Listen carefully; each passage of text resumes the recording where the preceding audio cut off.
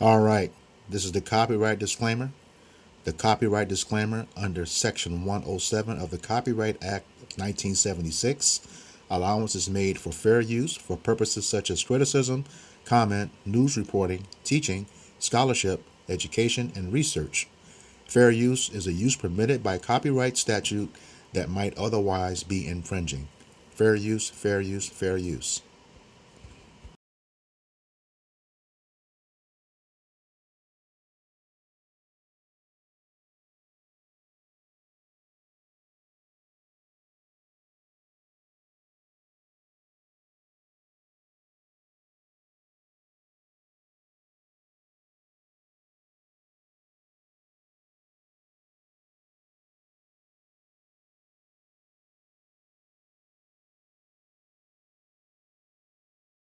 Penalty cases does not matter. It said that racism is constitutional and cannot be challenged. The Supreme Court said this in a 1987 case called McCluskey versus Kemp. Do me a favor and keep watching this video to the end to learn how the Supreme Court said that racism was constitutionally acceptable and how it impacts the entire justice system and how black people are treated in this country. The case involved a black man named Warren McCluskey. He was born into poverty and family dysfunction. In 1978, he committed a horrific crime and took the life of a white police officer during an armed robbery of a furniture store in Fulton County, Georgia. He was sentenced to death. His lawyers appealed his death sentence all the way to the U.S. Supreme Court. They argued that Georgia's death penalty system had racial bias in it and targeted black people with death sentences. To prove this, they presented a study of more than 2,000 capital cases in Georgia. It was known as the Baldus study, after its author, Professor David Baldus. The evidence showed that people convicted in capital cases where the victim was white were 11 times more likely to get the death penalty than if the victim were black. It also found that Georgia prosecutors sought the death penalty in 70% of cases involving black defendants and white victims, but only 19% of cases involving white people convicted of taking a black person's life. You know what the Supreme Court said in response to this? They said that it didn't matter. They said that racism does not matter in the criminal justice system, that he received the death penalty because of his race, that the evidence of racism didn't matter. Here's the problem with that. No one admits in court that they're seeking the death penalty because of race. Prosecutors don't tell a judge or write in a legal brief that they're seeking the death penalty because the defendant is black and the victim was white. They just do it. So it will be virtually impossible for anyone to meet this requirement. And the court knew this. That's why they set the bar so high. They knew that no one would ever be able to prove that racial bias was the reason for the death penalty if it required an admission from those carrying out this unjust act. But that's not even the worst part of the story. The court acknowledged that the evidence did show racial bias. It said that they couldn't disagree with the numbers, but they went on to say that the evidence of racial bias does not violate the Constitution. Now you're probably thinking, why would they acknowledge evidence of racism and say that it was accurate, but still not do anything? That's because the McCluskey decision was more than just about Warren McCluskey's case. It was about the entire justice system. The Supreme Court wanted to protect other parts of the justice system from similar attacks of claims of racism. It even said this in its decision. It knew that if it gave Warren McCluskey what he wanted, they have to address claims of racism in all areas of the justice system. And this was something the court was not prepared to do. The Supreme Court said that discrimination was inevitable in the justice system. Essentially, it said that racism in the justice system is something that must be tolerated. As long as no one admits that they're acting on their racial biases, it's okay. As long as they keep their racial bias in their hearts and not in their mouths, it'll be acceptable. The McCluskey case is actually worse than the 1896 Plessy versus Ferguson case, where the court allowed separate but equal Jim Crow segregation. Because with McCluskey, the Supreme Court said that unequal justice is good enough as long as it's carried out on black people. So if you ever wonder why calls for reform of the justice system go unanswered, this is why. If you ever thought it's clear that the criminal justice system targets black people, why is no one doing anything about it? This is why. McCluskey versus Kemp is another example of the Supreme Court taking another opportunity to say that black lives don't matter. The Supreme Court said that racial bias in death penalty cases does not matter. It said that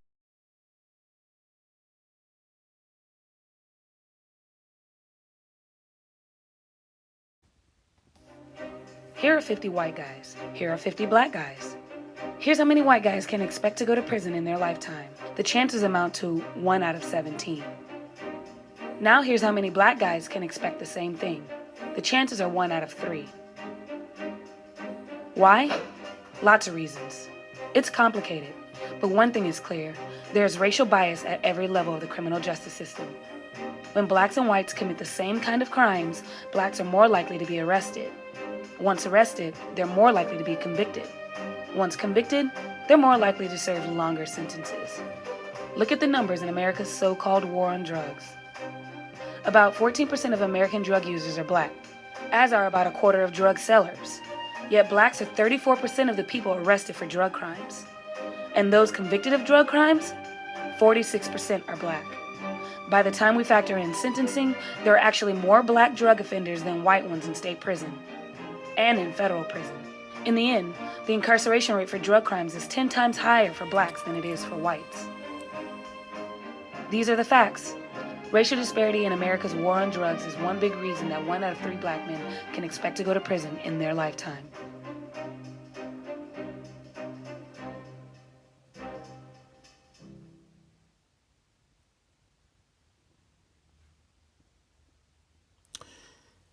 Giving all praises, glory, and honor to Yahweh, Bahashem, Yahushai, Bahashem, Rahakakwadash.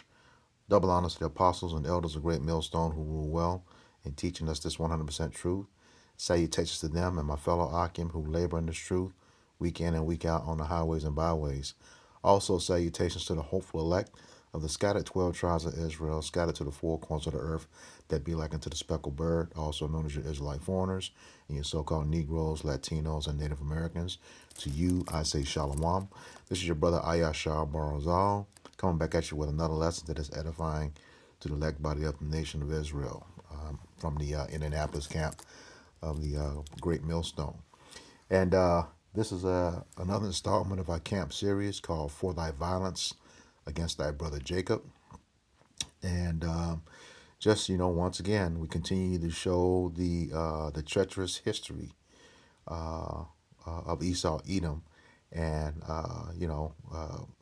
what he does to suppress Jake in the worst way, either through incarceration or death. Either one of those prevents us from keeping our first commandment, which is to be fruitful and multiply, going all the way back to Genesis. All right. And so we have this situation here. The article, I'll put a link to the article in the description box. It's from EJI, which means Equality Justice Initiative. And they really document a good history of, these perpetual atrocities, either legally or physically, that have happened to Jake throughout the history of the United States. All right. So the opening scripture is Obadiah 1:10. And it reads, For thy violence against thy brother Jacob, shame shall cover thee, and thou shalt be cut off forever. And this book of Obadiah is, talking about mainly Esau Edom, who is the so-called white man, whose rulership we have been under since, the Renaissance period, and going all the way back to the Greeks and the Romans, this being revived the Roman Empire, the current rulership right now, this very day. All right. And it says because of his violence, shame is going to cover him. All right. And he's getting that right now. Those curses are starting to lift. All of his horrible actions are being exposed. All right. That's both the regular Edomite and the chief nation of the Edomites, which is the Amalekites, who are your small hatters running the government via AIPAC, as well as, dwelling in the currently defiled land of Israel. All right. Those people, formerly your Turkish Khazarians, who were kicked out of more than 100 countries, that's who rules today. All right. And we can see their wickedness all over the earth. All right. So it goes on to say, because of his violence, he's going to be cut off forever. And that's the day that we hasten for. It's the spoken word of Yahweh Bashem Yahushai. He's going to get rid of this individual after they've served captivity twice as long and twice as hard as we did, but in righteousness. And our Lord's going to get rid of them. And the court system is just one of many forms of their oppression. Okay, you heard the information on the video that's embedded in the article. A lot of that goes back to the 13th Amendment. See, slavery was never over. Okay, it was never over. It was over for private owners, but they received reparations, and it went over to the federal government. That's why, for the life of me, understanding the 13th Amendment, I don't understand why Jake is still asking for reparations. Okay, you are a prisoner over here in this land. Okay, we are prisoners over here in this land. All right. Some just do a better job of, staying out of that particular system. Okay, but then others don't, and then others have been set up. So that can happen very easily. Propaganda has gotten the media Jake put away in the prison system or even unalived. All right. So yeah, Obadiah 1 and 10. That's the prophecy that awaits Esau Edom, who is a so-called white man, okay, who is the wicked according to Malachi 1 and 4. All right. All right. Uh, Getting into the article, and like I said, the link to this article will be put in the description box of this video. All right. It says on April 22nd, 1987, the U.S. Supreme Court rejected a black man's death penalty appeal grounded in claims of racial inequality and instead accepted proven racial sentencing disparities as an inevitable part of our criminal justice system. And, we have to look at that word inevitable. Uh, that means it's going to happen. You know, it must happen. It's coming to pass. All right. I always talk about that when I'm talking about the curses.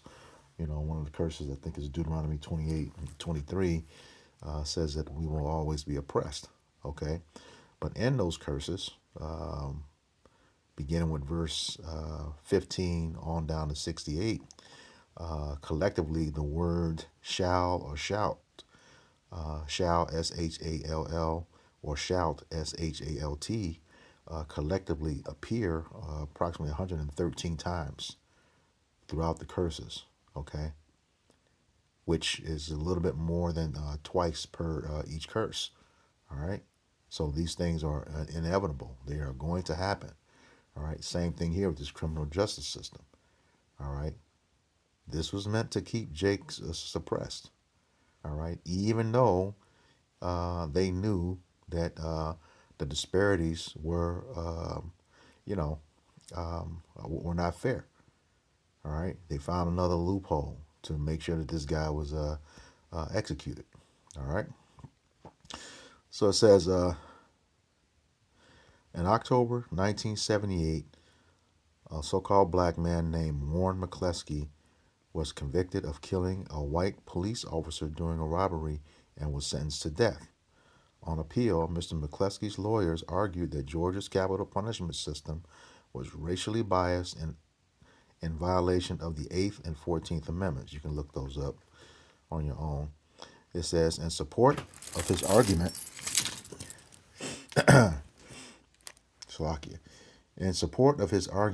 the lawyers presented statistical evidence that race significantly impacted the likelihood of a death sentence. All right.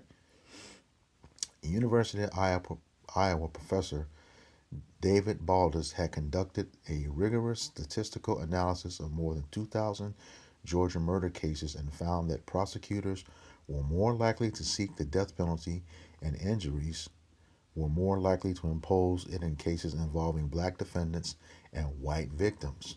All right? Yeah. And a lot of times, throughout history, all it took was a word, a false accusation against Jake involving a white person. And not only would they destroy him, they would destroy the whole community. All right? We've proven that time and time again with these lessons, this particular series. All right? It says, even after controlling for crime-specific variables, the Baldus study concluded black defendants accused of killing white victims face the highest likelihood of receiving the death penalty. All right? It says, in its 5-4 decision in McCleskey versus Kemp, the court accepted the Baldus study findings as valid, but held that the evidence was not enough to reverse the conviction and sentence because there was no proof that any individual had intentionally discriminated against Mr. McCleskey on the basis of race. And that's an out.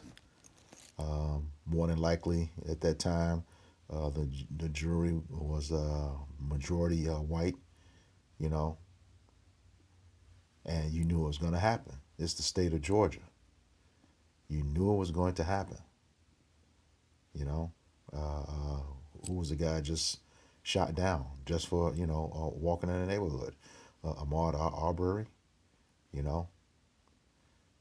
Those Edomites got their justice, but hell, You know, that guy received a death penalty for pretty much just looking at a construction site. All right, as anyone could do. All right. It says, in other words, without clear evidence that discrimination was impactful and purposeful, the court would not act. In dissent, Justice William Brennan wrote that the majority was motivated to deny relief by a fear of too much justice. Wow. It says the court's ruling upheld the constitutionality of racially biased capital punishment in America and remains the law today. All right, and we see that the disparities. You know, for the same crime, Jake is going to get twice as much time. Okay, if not the death penalty. It says the U.S. has executed more than 1,500 people since 1987, including Warren McCluskey, who died in the electric chair on September 26, 1991. All right, that's the end of the article. Let me get a few scriptures here. This is the book of Baruch,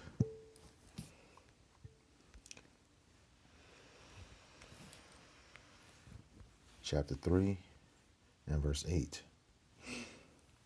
And it reads, Behold, we are yet this day in our captivity, where thou hast scattered us, for a reproach and a curse, and to be subject to payments according to all the iniquities of our fathers which departed from Yahweh our power. Okay?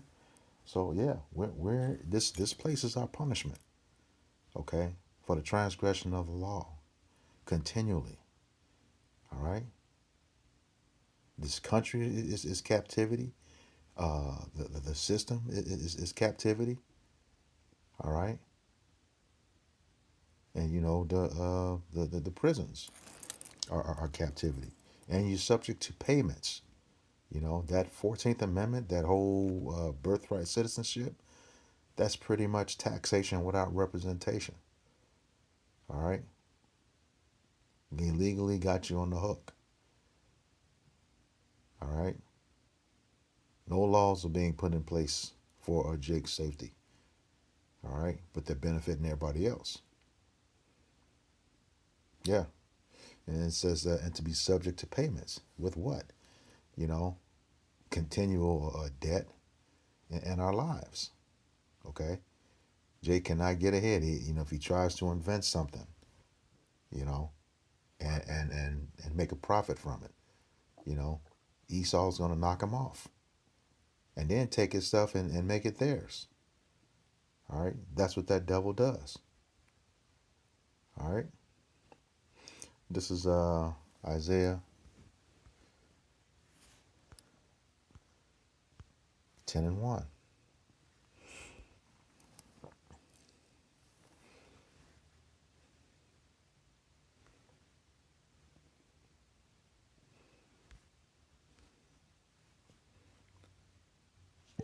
Let me check that out again. Hold on for a second.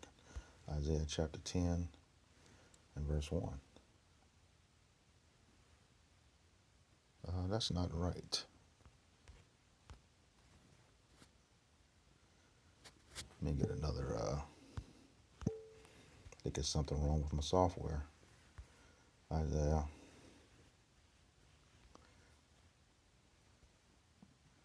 10. Okay, here we go. It says, Woe unto them that decree unrighteous decrees, and that write grievousness which they have prescribed. All right, that word woe means death and destruction.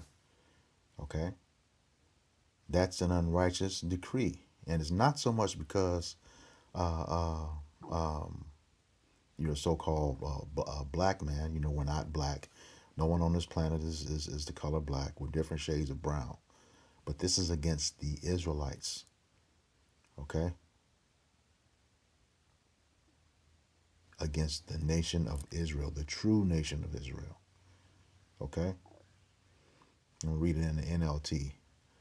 What sorrow awaits the unjust judges and those who issue unfair laws. Okay? That little video in the beginning showed you, you know, what the disparities were. But they're like, nah, you know, we know it happens, but it's just, you know, not enough evidence to overturn. Now I watched a video on it, and the guy did admit, you know, he was there, but he wasn't the trigger person. That's all it takes, Jake. You just have to be in the presence, you know. I can remember back in the day where you had, you know, old house parties, and if, you know, there was some drugs in that house, and the police did a drug bust, everybody was going to jail. Everybody. And they could charge you with anything they wanted to. Kind of showed you that in Harlem Nights, you know, because it was the character, Sugar Ray, who was played by Richard Pryor, didn't want to give up his profits from his club to someone, to an Edomite who was jealous. Okay, so they made up some shit and raided his club, put everybody in jail. You know, gave them all a charge. All right, that's just what this devil does. All right, and they will laugh about it. You know, if you remember the movie pretty well, yeah, they weren't happy when you bailed them all out with cash, though. But yeah, they thought it was a joke. This is hopefully this is right. This is Psalm 73 and 8. Do a reset on my phone to correct that. 73 and 8. And it reads, "They are corrupt and speak wickedly concerning oppression. They speak loftily." Yep, that's just what they did. Oh yeah, we know it's unfair, but it's inevitable because you are an Israelite. You know, you're going to serve more time for the same crime than your wicked brother, Esau. Okay? That's just what it is. And that's that perpetual hatred that goes all the way back to Genesis chapter 27, verses 38 through 41. You know, Esau is still mad about that birthright. That's why his hatred, you know, is continuous to this day. All right, this is the book of Amos, chapter 1, and verse 11. And it reads, "Thus saith Yahweh Bashem Yahushai, for 3 transgressions of Edom, and for 4." Okay, that's sin on top of sin. The Lord says, "I will not turn away the punishment thereof, because he did pursue his brother Jacob with the sword." Okay, and did cast off all pity. He didn't have any mercy. Okay, and his anger did tear perpetually, which means continuously. Okay, and he kept his wrath forever. And we're seeing that to this very day. Look what this administration is doing. Trying to totally erase, you know, Jake out of the history of this country. You know, early on in the presidency, he didn't want Jake fighting in his military. Okay. But now that's seen as an opportunity to get rid of Jake. That Israeli council, Judith Renee Shore, was on American soil not too long ago, and she said the number one problem for the state of Israel is the black youth of America. Okay, keep that in mind. The number one problem for the state of Israel is the black youth of America. Okay, they're going to reinstitute the draft. If you refuse, you go to jail. You know, or you know, I think there's a military law called desertion, which means they could execute you on the spot. All right. So, you know, not being ignorant of Satan's devices, that's how they can solve the problem. The state of Israel's number one problem, because we know that we're the real people. Most of us know this. Okay. And we kept telling them to their face every week, every opportunity, every video, you know, out on the highways and byways, letting them know that they are frauds. All right. But eventually, hey, Esau's going to have to pay for these transgressions. All right. And it's not going to be pretty. It's not going to be pretty at all. I'll conclude with this. This is the book of Revelation,